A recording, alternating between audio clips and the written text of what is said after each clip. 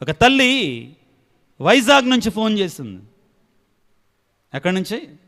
వైజాగ్ నుంచి ఫోన్ చేసి ఈ విధంగా అన్నది, ఫాదర్ గారండి, నా మెడలో ఉన్నటువంటి బంగారపు గొలుసుని నేను రాజమండ్రి వెళ్ళినప్పుడు ఎవడో దొంగవాడు కొట్టేశాడండి. రేట్లు బాగా పెరిగినాయా? చెప్పండి. ఇటువైపు వాళ్ళు చెప్తే చాలయ్యా, మీరు మీరు కొనియాలి కదా. సరే ఓకే, చెప్పండి వాళ్ళు కూడా గట్టిగా చెప్తున్నారు. బాగా పెరిగినాయా? మన తగ్గినాయా? అన్నా తగలా. వీటి విషయంలో చాలా పర్ఫెక్ట్గా ఉంటాం మనం. ఒక ఆయన ఉంటాడు కదా, నాలాగానే ఉంటాడు కొద్దిగా. ఎవరైనా డబ్బులు చెట్లు కాయవంటాడు. ఎవరు ఆయన? గట్టిగా చెప్పండి. ఎవరు? ఎంత పర్ఫెక్ట్గా ఉంటారో చూడండి. లలితా జ్యువెలరీసా? ఆయన పేరు తెలుసా? డబ్బులు ఏమంటాడు ఆయన? ఊరికే రావా, చెట్లకు కాయవా? ఊరికే రావు. బాగా బంగారం. సరే, ఆయన గురించి నేను నెగిటివ్ మాట్లాడతా, పాజిటివ్ మాట్లాడతా, నాకు ఆయన గురించి తెలియదు కాబట్టి. కానీ బంగారం అనే టాపిక్ వచ్చింది కాబట్టి ఏదేమైనా కానీ, ప్రియా తల్లి నాకు ఫోన్ చేసి అన్నది, అయ్యా నేను ఈ విధంగానే ప్రయాణం చేస్తుంటే ఆవిడ దొంగ వేద వచ్చేసి నా తాడు కొట్టేశాడు. సన్నడతాడే, పెద్దదేం కాదు. నేను చాలా బాధపడుతున్నానయ్యా. ఏందంట? బాధపడుతున్నానయ్యా. కానీ నా తాడు పోయిందని నేను ఒక పక్కన బాధపడుతుంటే, నేను అశ్రద్ధగా ఉన్నానని, నాలో బాధ్యత లేదని నా భర్త నా అత్త నన్ను తిడుతుంటే ఇంకా బాధ కలుగుతుందయ్యా. ఏడుస్తుంది ఆ తల్లి. ఆ తల్లి అన్నది, అయ్యా నాకున్న బంగారాన్ని నా అంతటి నేనే పోగొట్టుకుంటానా? అంత అశ్రద్ధగా ఉంటానా? ఆ దొంగోడు పొంచున్నాడు, ఏం చేయను? అసలే పోయిందని కుర్రో మొర్రో అంటంటే మూలిగే నక్క మీద తాటికాయ పడ్డట్టు ఇంకా వీళ్ళు. మనకి తెలుగులో ఒక సామెత ఉంది కదండి, ఆయన కొట్టాడని కానీ మనకు బాధ, ఆయన కొట్టాడని మనకు ఎక్కువ బాధ ఉండదు. అది ముతగ్గా ఉంటుంది కాబట్టి చెప్పట్లేదమ్మా మైకులు, ఎందుకు వచ్చిన గొడవ. ఆయన కొట్టాడని మనకు ఎక్కువ బాధ ఉండదు.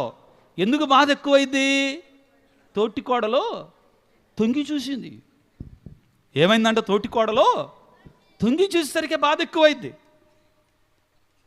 అది మన మీద అనుకుంటామండి. చెడు నిజమే అది. ఎదుటివాడు చూటిపోటి మాటల వలన ఎక్కువ బాధ ఎక్కువ వస్తుందండి. మనుషులం కదా, మనుషులం కదా.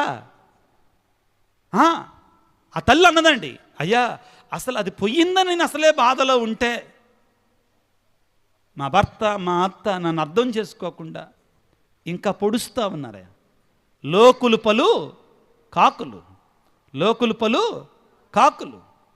వాళ్ళు చేసేటువంటి కావు శబ్దాల వల్ల ఎక్కువ బాధ కలుగుద్దండి. హల్లెలూయా, హల్లెలూయా, హల్లెలూయా. కొన్ని వాక్యాలను ఈ సమయంలో కొద్దిగా జాగ్రత్తగా ధ్యానం చేయడానికి ప్రయత్నం చేద్దాం. ప్రియులారా, యేసయ్య నీకు ఇచ్చేటువంటి శాంతి, యేసయ్య నీకు వాగ్దానం చేసేటువంటి శాంతి లోకానుసారమైన వ్యక్తులు ఇచ్చేటువంటి శాంతి వంటి శాంతి కాదు. ఆయన శాంతి వేరొక రకమైన శాంతి. లోకములో కూడా మనం శాంతిని పొందుదామని పరిగెడుతున్నాం, లోకం కూడా శాంతి ఇస్తుందని పరిగెడుతున్నాం. కానీ అది నీకు శాంతి ఇవ్వదో, మోసం. వాక్యాన్ని చదువుకుందాం. యోహాను సువార్త 14వ అధ్యాయం 27వ వచనాన్ని చదువుకుందాం. యోహాను సువార్త 14వ అధ్యాయము 27వ వచనాన్ని చదువుకుందాం. శాంతిని మీకు అనుగ్రహించుచున్నాను, నా శాంతిని మీకు ఇచ్చుచున్నాను. లోకము వలె నేను ఇచ్చుటలేదో మీ హృదయములు కలవరపడవలదు, భయపడవలదు. ప్రియులారా, ప్రభు ఏమంటున్నాడు? మీకు శాంతినిస్తానన్నాడు, మీకు సమాధానం ఇస్తానన్నాడు. అక్కడితో ఆగటం లేదండి. ఏమంటున్నాడు? లోకములో నేను ఇవ్వట్లేదని అన్నాడు. ఏమన్నాడు? లోకములో నేను ఇవ్వట్లేదన్నాడు. లోకములో మీకు శాంతిని ఇవ్వట్లేదా? ఎందుకంటే లోకం శాంతినిస్తానని మోసం చేస్తుందండి, లోకం సమాధానాన్ని ఇస్తానని మోసం చేస్తుందండి. తర్వాత ఆ లోకం ఇచ్చేటువంటి శాంతి అని మనం నమ్మితే పప్పులో కాలేసినట్టే. అంతా అశాంతే, అంతా అశాంతే. మొన్న ఈ మధ్యలో మా చుట్టాల ఇంటికి వెళ్ళానండి. మీరు ఏమనుకోమాకండి, ఫాదర్ గారు ఎట్లాంటివి కూడా వింటారు అనుకోమాకండి అమ్మ. అయ్యా అట్ట అనుకోమాకండి, మంచిని తీసి స్వీకరించండి ఇందులో అనుకోరా. అయితే మీరు చాలా మంచోళ్ళు, ఈడుపుగల్లోళ్ళు. వేరే వాళ్ళు అయితే అనుకుంటారులే అమ్మ, అందుకే అంటున్నా. ప్రైజ్ ద లార్డ్, హల్లెలూయా, హల్లెలూయా. నేను అక్కడికి వెళ్ళి కుర్చీ వేసుకొని ఇటువైపున మాట్లాడతాను ఎదురుగా వాళ్ళతో, బంధువుల ఇంటి దగ్గర మాట్లాడుతుంటే వెనక వైపున ఒక ముచ్చట వెళ్తుంది. ముచ్చట తెలుసుగా, అది కొద్దిగా పెద్దగా మాట్లాడుతున్నారు, కొంచెం పెద్దగా మాట్లాడుతున్నారు. ఏంటంటే ఒక ఆమె చెప్తుంది, ఆ బంధువుతో చెప్తుంది, నేను ఈ మధ్యలో విజయవాడలో 40,000 పెట్టి ఫేషియల్ చేయించుకోవడానికి వెళ్ళిందంటండి. ఏందంట, ఏం చేయించుకోవడానికి అంటే ఈ కొంచెంత మొహం అందంగా కనపడటానికి మేకప్ ఏందంట కొంచెం చేయించుకోవడానికి వెళ్ళిందంట. అది కొంచెం 4-5 సార్లు వెళ్ళిందంటండి. ఆమె అంటుంది, వింటున్నా, పెద్దగా వినపడుతుంది అన్నమాట చెవులకి. అంటే మీరు అనుకోవచ్చు ఏంది ఫాదర్ గారు ఇట్లాంటివి చెప్తున్నాడు, కానీ ఈరోజు వాక్యానికి అది సరిపోద్దండి. ఇక ఆమె అన్నది ఏంటంటే, ఆమె గట్టిగా అన్నది ఏంటంటే, ఆ పక్కన అక్కాయ్ నేను అలా చేయించుకున్న తర్వాత అంతకు ముందు కంటే నా ముఖం ఇంకా పాడైపోయిందని అన్నదండి. అది చేయించుకున్న ముఖం ఏమైందంట, పాడైపోయిందంటండి ఆమె చెప్పింది.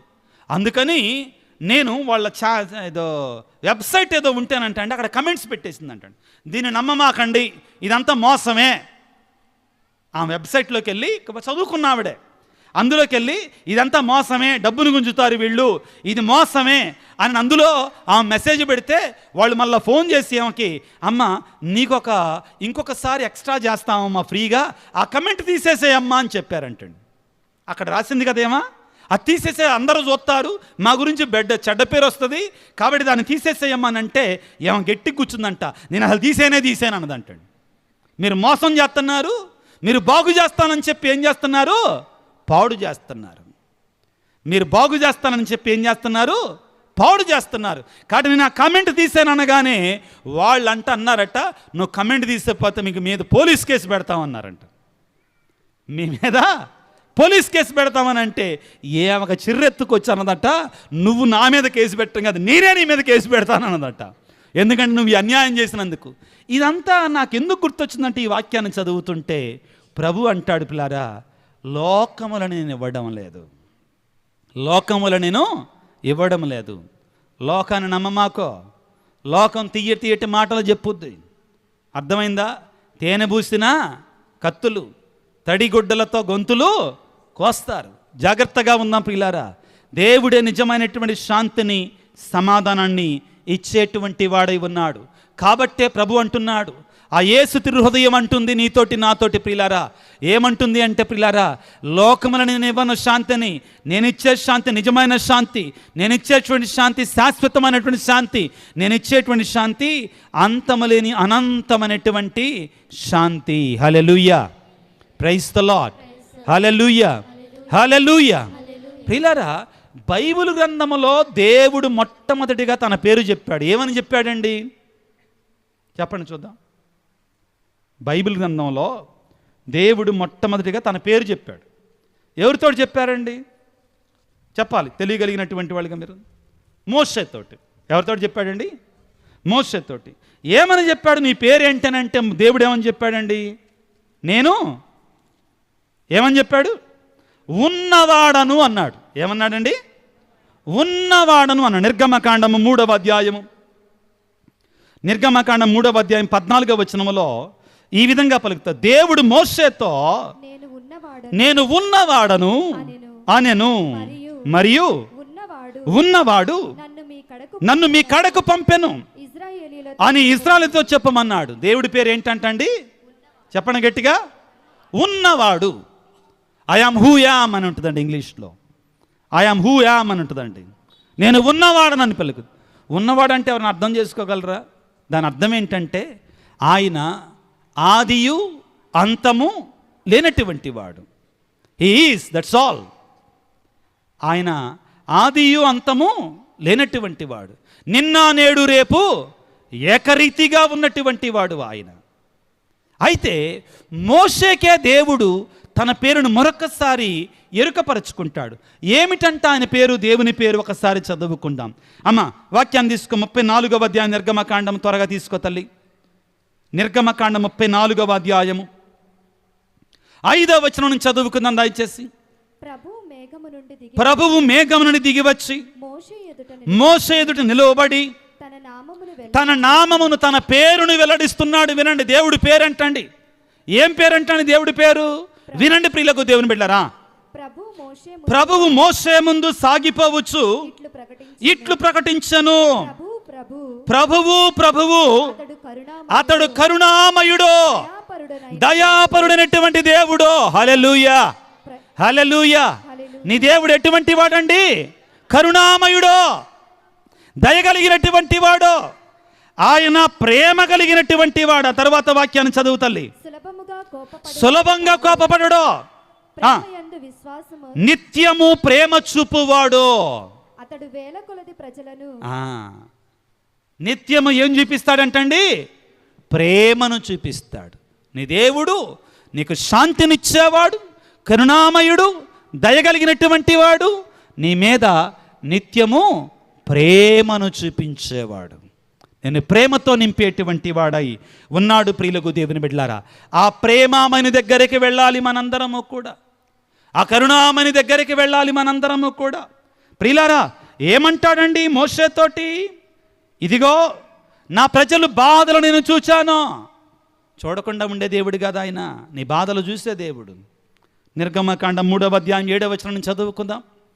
నిర్గమకాండం 3వ అధ్యాయము 7వ వచనాన్ని చదువుకుందాం. అంతటా దేవుడైన యావే ఐగుప్తు దేశములో నా ప్రజలు అనుభవించు బాధలు కనులారా చూచాను. తర్వాత దాస్యాధ్యక్షుల బారి నుండి విడిపించుమని వారు చేసిన ప్రార్థన నేను విన్నాను. వారు పడుపాట్లు నేను కళ్ళారా చూచాను. ఐగుప్తు దేశీయుల ఇనుప పిడికిళ్ల నుండి విడిపించుటకై క్రిందికి దిగి వచ్చాను. దేవుడు నా ప్రార్థన ఆలకించట్లా అనమాకో, దేవుడు నా మొర వింటల్లా అనమాకో. దేవుడు ఏమంటున్నాడు? వారి కన్నీటి ప్రార్థన నేను ఆలకించాను, వారి బాధలు నేను చూచాను. వినప సంఖ్యల నుండి, ఐగుప్తు దేశీయుల వినప సంఖ్యల నుండి విడిపించటానికి నేను క్రిందికి దిగి వచ్చానంటున్నాడు. ప్రియ దేవుని బిడ్డ, నీవు కూడా నీ జీవితంలో ఎటువంటి సంఖ్యలతో ఉన్నావు? పాపం అనే సంఖ్యలతో ఉన్నావా? వేదన అనే సంఖ్యలతో ఉన్నావా? పిల్లలు సరిగా లేక, భర్త సరిగా లేక, భార్య సరిగా లేక ఆశీర్వాదమైన జీవితాన్ని జీవిస్తున్నావా? పాపపు సంఖ్యలతో బంధించబడి ఉన్నావా? దేవుడు అంటున్నాడు, నేను నిన్ను విడిపిస్తాను. Hallelujah, praise the Lord, praise the Lord. నీవు నేను చేయాల్సిందల్లా ఏమిటంటే ఆయన దగ్గరికి వెళ్ళాలి, ఆయన దగ్గరికి వెళ్ళాలి. ఏమన్నాడండి ఈరోజు సువార్తలో? భారముచే అలసి సొలసి ఉన్న ఈడుపుగళ్ళు విచారణ క్రైస్తవులారా, మీ ఇళ్ళ దగ్గర మీరు కూర్చోండి, మిమ్మల్ని ఆశీర్వదిస్తాను అన్నాడా? ఏమన్నాడు? మీ ఇళ్ళ దగ్గర మీరు దుప్పట్లో కప్పుకొని పడుకోండి, నేను మిమ్మల్ని ఆశీర్వదిస్తానన్నాడా? మీ ఇళ్ళ దగ్గర మీరు భోజనాలు కోడి మాంసం కోసుకొని తినండి, నేను ఆశీర్వదిస్తానన్నాడా? ఏమన్నాడు? మీ ఇళ్ళ దగ్గర మీరు టీవీలు పెట్టుకొని జబర్దస్తులు చూస్తూ ఉండండి అన్నాడా? నేను ఆశీర్వదిస్తానన్నాడా? ఏమన్నాడు? నా యొద్దకి గడి చెప్పండి. ఏమన్నాడు? గట్టిగా చెప్పండి.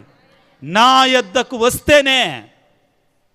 ఎస్, చెప్పాడు ఆ మాట. బాధ్యతనిస్తున్నాడు. You come to me and I will bless you, not without coming. నా దగ్గరికి రాకుండా కుదరదా? నా సన్నిధికి రాకుండా కుదరదా? యాకోబు పత్రిక 4:8 ఏమంటారండి? మీరు ఆయన దరి చేరుకొనండి, అప్పుడు ఆయన మీకు దగ్గర వాడవుతాడు. ఏమ్మా, నీ ఇంటికి పక్కనింటి వాడు శుభలాక ఇవ్వకపోతేనే వెళ్ళవుగా? నువ్వు వెళ్తావా? పిలవన పేరంటానికి వెళ్ళే రకమైంది మనం మాట్లాడమే. మనకి ఏముంది? రోషం. ఏంటిదమ్మా? పట్టింపులేం తగ్గవు, పట్టు విడుపులేం తగ్గవు. పిలవాలి, పొట్టు పెట్టి పిలవాలి, గంధం పెట్టి పిలవాలి. ఏమ్మా అర్థమవుతున్నావు? నిజాలేగా మాట్లాడేది. లేకపోతే వెళ్తామా? నీకే అంతుంటే మరి యేసయ్య దగ్గర నువ్వు రాకపోతే నీ ఇంటికి వస్తాడా ఆయన? ఇది నిజమండి. నీలో ఆ కోరిక ఉండాలి, నీలో ఆ తలంపు ఉండాలి, నీలో ఆశ ఉండాలి. ఏముండాలి? ఆశ. ఆశ ఉండాలి. జక్కయ్యకు ఆశ ఉంది, ఒక ప్రయత్నం చేశాడు. ఏం చేశాడు? ఒక ప్రయత్నం చేశాడు, చెట్టెక్కాడు, మెచ్చుకున్నాడు. ఆహా, నా బిడ్డకి నా మీద ఏముంది? ఆశ ఉంది, కాబట్టి నేను ఇంటికి వెళ్తా. మార్తా మరియలు యేసయ్య దగ్గర గ్రామానికి రాగానే పరిగెట్టుకుంటే, అయ్యా మా ఇంటికి రండి అయ్యా. ఏమన్నారు? మా ఇంటికి రండి. వెళ్ళాడు. నువ్వు ఆయన దగ్గరికి వెళ్ళి ఆహ్వానిస్తే, ఆయన ఇంటికి వెళ్ళి ఆహ్వానిస్తే అప్పుడు నీకు దీవెనలు వస్తాయి. హల్లెలూయా, ప్రైజ్ ది లార్డ్, హల్లెలూయా, హల్లెలూయా. నీ ప్రయత్నమే అది. మనం ఎప్పుడూ కూడా చాలా తెలివైన వాళ్ళం ఉండవు క్రైస్తవులం. మనకు అనుకూలంగా ఉన్నటువంటి వాడిని చదువుకుంటాం, మనకు అనుకూలంగా ఉన్నట్టే అర్థం చేసుకుంటామండి. మనం తెలివైనటువంటి వాళ్ళం. ఏంటి? భారముచే అలసి సొలసి ఉన్న సమస్త జనులారా నా ఎద్దుకు రండి, మీకు విశ్రాంతినిస్తాను. నా ఎద్దుకు రండి అనేది పెద్దగా చదవము మనం. రావాలి నా దగ్గరకు అంటున్నాడు కదా, అది మనం చదవం. అది ఆయన పెట్టుకున్న కండిషన్. ఆయన సన్నిధికి రా. నువ్వెంతగా ఆయన సన్నిధికి వస్తే నువ్వు అంతగా దీవించబడతావు. Hallelujah, praise the Lord, praise the Lord. నువ్వెంతగా ఆయన సన్నిధికి వస్తే ఆయన నిన్నంతగా దీవిస్తాడు. ఒక సంఘటన గుర్తొస్తుందండి. నేను పనిచేసిన విచారణలో చాలా ముఖ్యమైన సంఘటన. అతని పేరు దాసు. ఎక్కువ చెప్పనండి, తెలిస్తే మళ్ళీ బాగోదు. అతని పేరు దాసు. నేను చేసిన పనిలో, ఆ విచారణలో పాపం ఎప్పుడూ కూడా చర్చి దగ్గరే పడి చేస్తూ ఉంటాడు సహాయం. ఫాదర్ గారికి కాదు, చర్చిలో ఏదైనా మైక్ రిపేర్ అయిందనుకో ఆయన రిపేర్ చేస్తాడు, లైట్లు పోయినానుకో ఆయన రిపేర్ చేస్తాడు, ఎవరు లేరనుకో పాపం ఆయన చీపురు పట్టుకొని ఊడ్చేస్తాడు కూడా పాపం దాసు. అర్థమైందా? అందరూ అంటారండి ఆయన్ని తెలివైనటువంటి వాళ్ళు, చిన్న ఉద్యోగం ఉంది, కుటుంబాన్ని పోషించుకుంటున్నాడు. అందరూ అనేవాళ్ళు, ఎగతాళి చేసేవాళ్ళు. అరే ఏడు పిచ్చోడు, ఆ పొద్దాకలు చర్చి దగ్గర పడి ఓ పెద్ద చేస్తూ ఉంటాడు, ఆయన అక్కడే పెద్ద పునీతుడైనట్టుగా అనేవాడు. అయినా పట్టించుకునేవాడు కాదండి, అయినా పట్టించుకునేవాడు కాదు. ఇద్దరు ఆడపిల్లలు, వినండి, ఇద్దరు ఆడపిల్లలు పాపం ఎక్కువ డబ్బుల్లో. నువ్వు దేవుని దగ్గర ఉంటే దేవుడు ఎలా దీవిస్తాడో విను.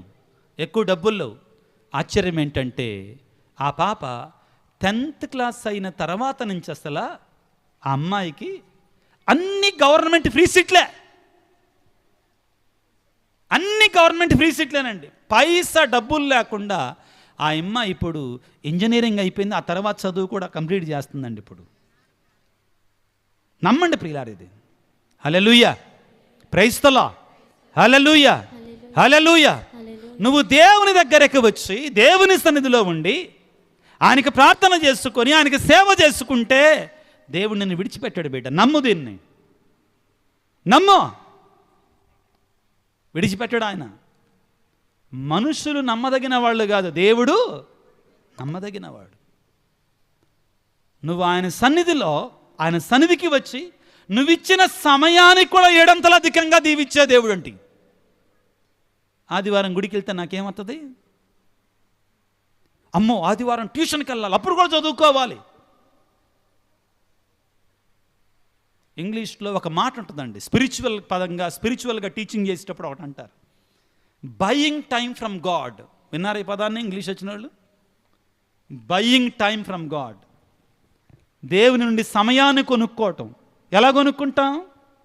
అందరికి ఉండేది 24 గంటలేగా. రోజుకి మీకు ఎన్ని గంటలమ్మా? అమ్మ మీకెన్ని గంటలయ్యా చెప్పు, పర్లేదు. కానీ నువ్వు దేవుని సన్నిధిలోనికి వచ్చి 1 గంట సమయాన్ని గడిపితే నువ్వు 7 గంటల్లో చేసే పని 1 గంటలోనే అయిపోయేటట్లుగా ఆయన చూసుకుంటాడు. హల్లెలూయా, ప్రైజ్ ది లార్డ్. 7 గంటల్లో వచ్చే చదువుని ఆయన 1 గంటలో వచ్చేటట్లుగా నీకు ఆ జ్ఞానాన్ని ఇస్తాడు. దేవుని ఎడల భయభక్తులు కలిగి ఉండటమే విజ్ఞానానికి మొదటి మెట్టో. తల్లులారా, తండ్రులారా, నేను ఈ రోజున మీకందరికీ ఒక ఆత్మీయ తండ్రిగా ఒక మాట చెప్తున్నా. ఆ ఆదివారం రోజున ఆ పూజ సమయంలో బాధ్యత గురించి మాట్లాడుతున్నానండి. నేను ఈ రోజున చెప్పాను మొదట్లోనే. ఏమని? ఎప్పుడూ కూడా ఆయన విశ్రాంతినిస్తాడు, ఇదే వింటాం కానీ నా ఎత్తుకు రండి అంటాడుగా. దాన్ని పట్టించుకోం మనం, దాని గురించి ధ్యానం చేయం. ఆ నా ఎత్తుకు రండి గురించి మనం ధ్యానం చేయాలి ముఖ్యంగా. యోహాను సువార్తలో ప్రభువు, ప్రియులారా, వాక్యాలు జ్ఞాపకం వస్తున్నాయి. ఒకసారి యోహాను సువార్తకి వెళ్దాం. మీరు ద్రాక్షావల్లి, నేను ద్రాక్ష చెట్టు, మీరు తీగలు. ఎవడు నా యందు ఉండునో, నేను ఎవని యందు ఉండునో వాడు అధికముగా ఫలిస్తాడు అని పలుకుతాడు. పలికిన తర్వాత ఒక మాట ఉందండి. ఏంటంటే, మీరేం కోరినా నేను ఇస్తానంటాడు దేవుడు. ఏమంటాడు చెప్పండి గట్టిగా. ఏం ఊరికనే ఇచ్చేస్తాడా? ఎప్పుడిస్తాడు? వాక్యాన్ని చదవండి. యోహాను సువార్త 15వ అధ్యాయము 7వ వచనాన్ని చదువుకుందాం.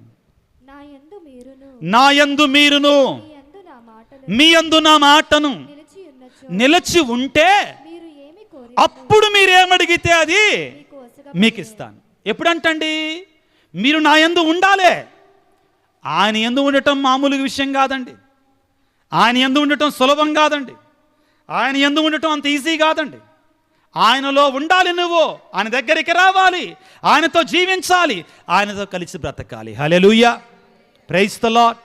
అప్పుడు మీరు అధికంగా ఫలిస్తారు.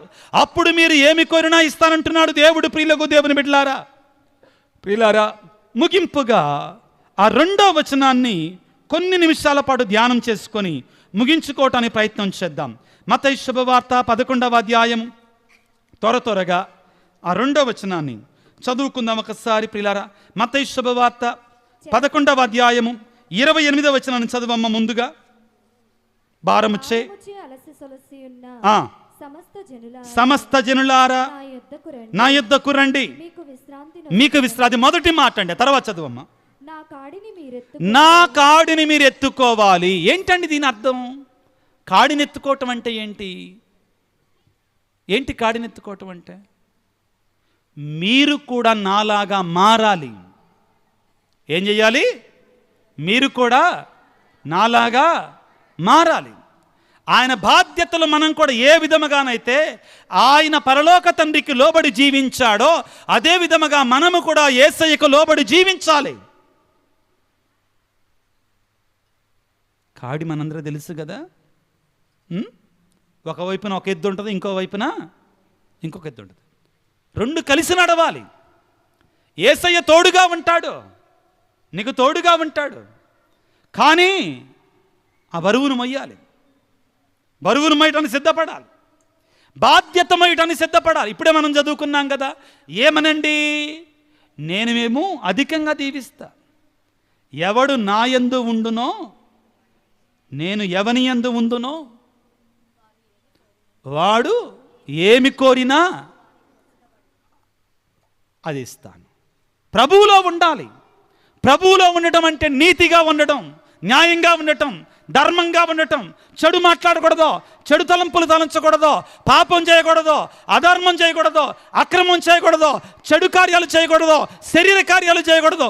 ఇది ఆయన కాడిని మొయ్యడం అంటే. ఇది ఆయన కాడిని మొయ్యడం అంటే. ఇక్కడ మీకు ఆ మాట చెప్తానండి, ఇందాక చెప్పబోయాను. ఏంటంటే, సంతోషాన్ని, ఆనందాన్ని వివిధ రూపాలలో పొందొచ్చు. అవునా కాదా? కొంతమంది అనుకుంటారు తాగితే ఆనందం వస్తుంది అనుకుంటారు. వాళ్ళ ఆనందం అదే. ఏంటిదండి?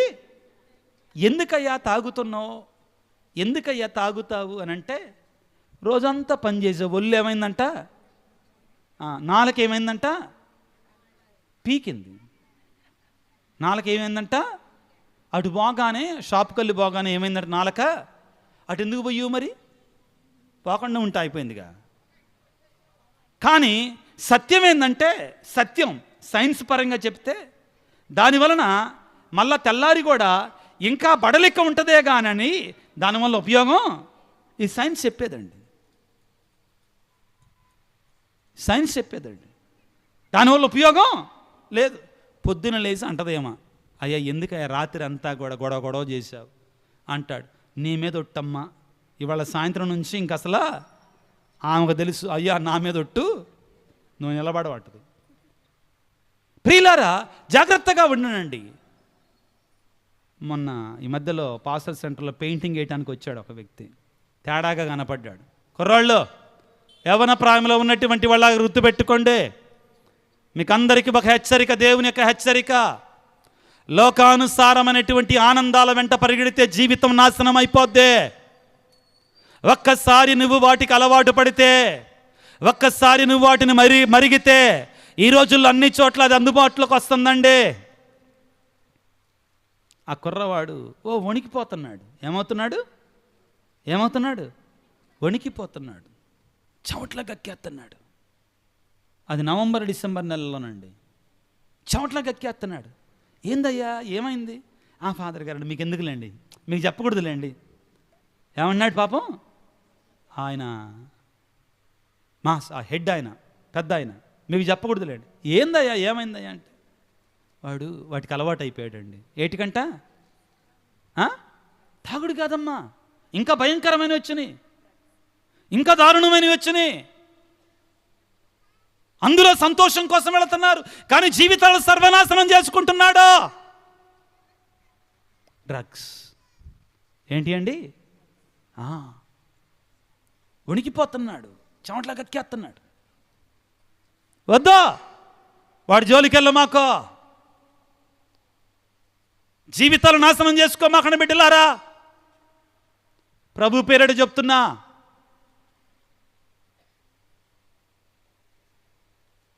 లోకం సరిగా లేదు. నా బాధ్యత, గురువుల బాధ్యత. ఆడపిల్లలు జాగ్రత్తగా ఉండండి.